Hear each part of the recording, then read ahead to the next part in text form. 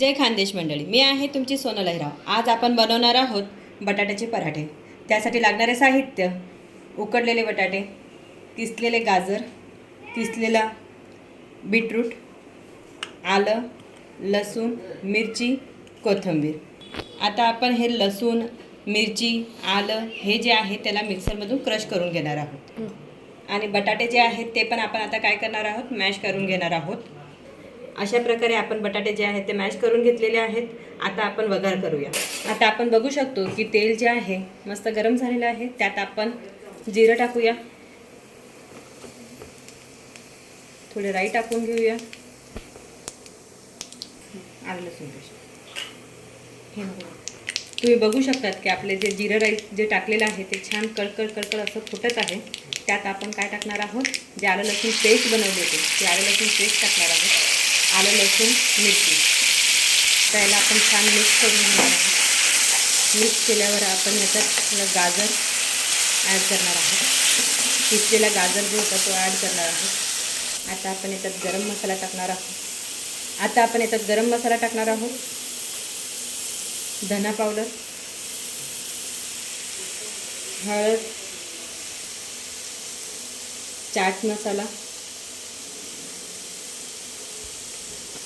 परत आपण याला आता एकजीव करून घेणार आहोत। त्यानंतर आपण हे जे मॅश केलेले बटाटे होते ते त्याच्यात टाकून घेणार आहोत। आता हे जे सारण आहे ते आपण एकजीव करून घेणार आहोत।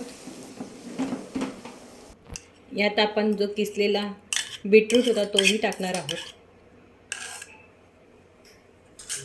मीठ टाकणार आहोत, चवीनुसार मीठ टाकायचं आहे याच्यात। त्यानंतर आपण बारीक चिरलेली कोथिंबीर होती तीही टाकून देणार आहोत। नंतर परत एकजीव करणार आहोत।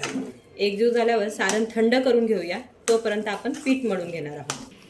तुम्ही बघू शकता आपण कणिक मळून झालेलं आहे। आता याला 10 मिनिटासाठी आपण रुमाल झाकून साईडला ठेवणार आहोत।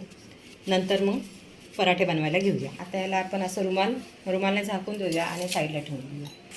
आता आपण पीठ 10 मिनिटं झालेले पीठला भिजवून आता आपण काय करणार आहोत, पराठे बनवून घेणार आहोत। सारण पण आपलं आता काय झालेलं आहे, पूर्णपणे थंड झालेलं आहे। तर आता आपले हे पराठे बनवण्यासाठी रेडी आहे। पण आता असे छोटे छोटे गोळे बनवून घेणार आहोत।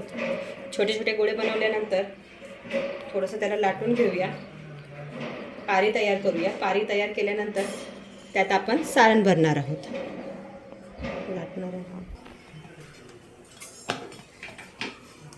आता आपण असं छोटी पारी लाटून घेणार आहोत, लहान लहान पाऱ्या लाटणार आहोत। त्यानंतर आपण त्याच्यात सारण भरून घेणार आहोत।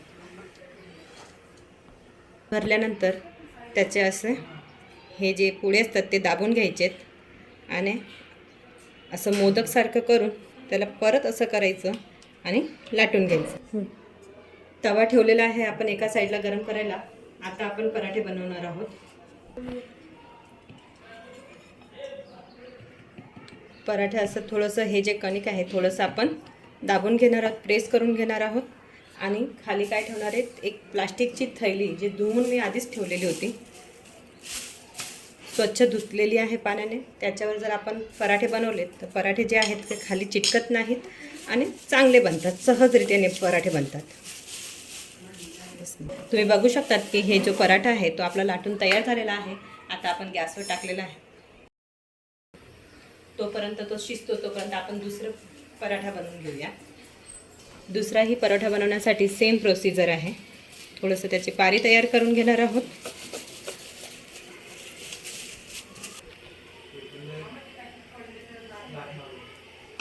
परत त्याला आपण असे काठ जे आहेत ते असे दुमडून घेणार आहोत आणि परत मोदकसारखे बनवून असं हे करणार, प्रेस करणार आणि पिठात टाकल्यावर परत इथे ठेवून हा पराठा आपण आता पलटी मारून घेतलेला आहे। खालचा भाग शिजतोय तोपर्यंत वरच्या भागाला आपण तेल लावणार आहोत।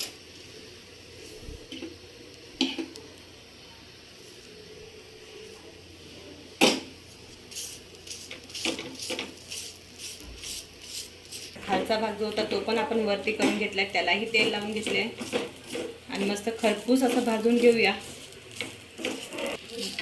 तुम्ही बघू शकतात की आपला हा जो परोठा आहे किती छान असा ब्राऊन झालेला आहे, खरपूस भाजले गेलेला आहे. तर आता हा आपण आता साईडला काढून घेणार आहोत आणि दुसरा परोठा शेकणार आहोत. अशाच प्रकारे आपण दुसरा पराठाही टाकून घेणार आहोत. तोपर्यंत दुसऱ्या पराठ्याची तयारी करूया. आता मी याला तव्यावर टाकून घेतलं, तर आधीच वरच्या भागाला मी तेल लावून घेतलेलं आहे. परत याला पलटी मारणार आहे आणि खालचा भाग जो आहे त्याला मी परत तेल लावून घेणार आहे.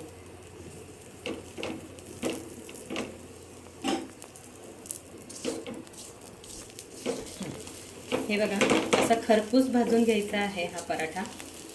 खरपूस भाजल्यावर खायला तो असा छान लागतो. तर हा दुसरा पराठा टाकून घेतलेला आहे. आता आपण पराठ्याला हे काय करणार, पलटी मारणार आहोत. पलटी मारल्यावर वरच्या भागाला तेल लावणार आहे.